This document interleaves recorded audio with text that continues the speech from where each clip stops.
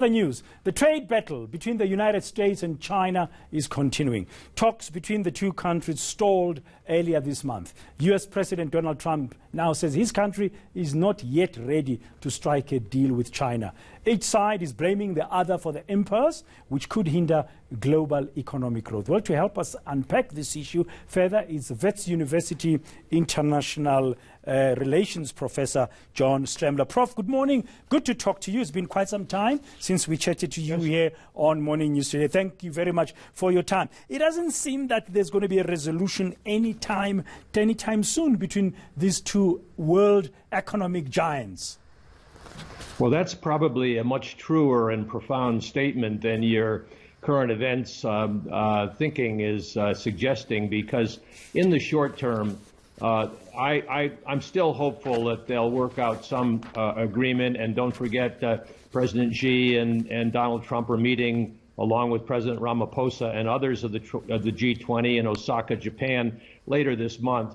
And there's a lot of posturing in the short term. Donald Trump doesn't think long term, and he does not think in a complex way. But the profound competition between the U.S. and China is a long-term struggle, and the banning of Huawei, the cell phone producer, and 5G competitor that has been the news of the last few days is symptomatic of the deeper competition for global leadership. It's in South Africa's interest to have two competing major powers, not just one. But so long as Donald Trump is president, the mindset is very short term. The mindset is very bilateral and zero sum, not positive sum. And the kind of negotiations that must take place with China within a multilateral framework that South Africa has a stake in as well, that's going to have to be postponed.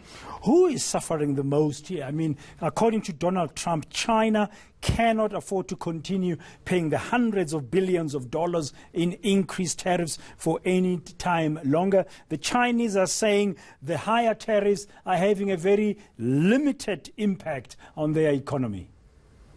Well, Donald Trump is definitely wrong.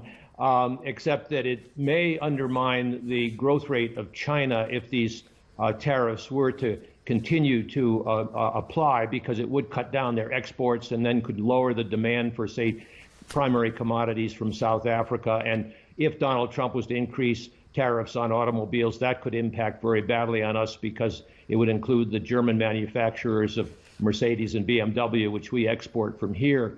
But the nonsense that he issues that somehow the Chinese are paying for these tariffs is belied by the fact that he's just approved $16 billion to try to buy off the farmers who are getting increasingly outraged.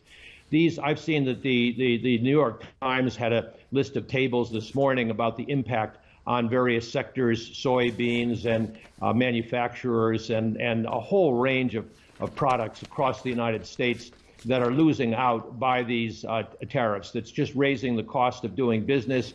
We've learned this years and years ago, but Donald Trump just simply can't get his mind around it because he won't read his briefing papers. He can't seem to think outside of his own head. And so therefore, we're really stuck in the short term.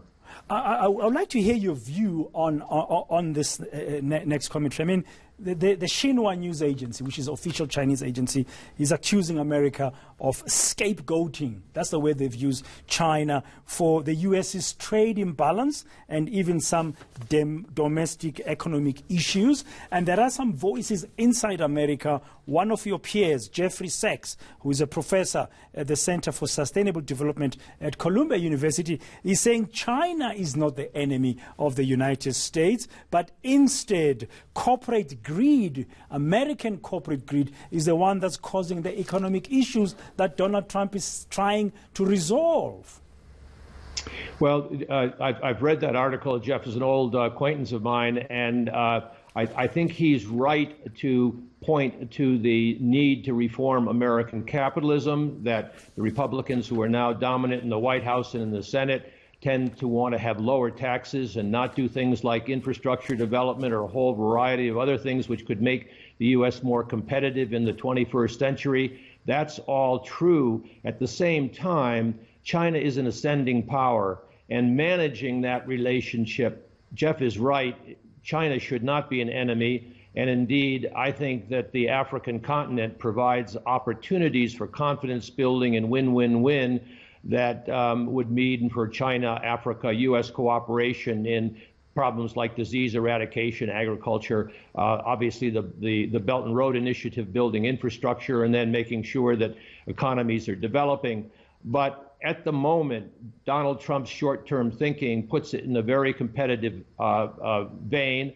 And then, of course, the Republican big business that wants to make sure that the high-tech companies that have been threatened by Huawei's rapid growth are not undermined unduly. At the same time, Rob Davis, our former Minister of Trade and Industry here, and others have been perfectly clear that China can no longer behave like a developing country, that China has a history of stealing secrets. All countries do this and carry out intelligence.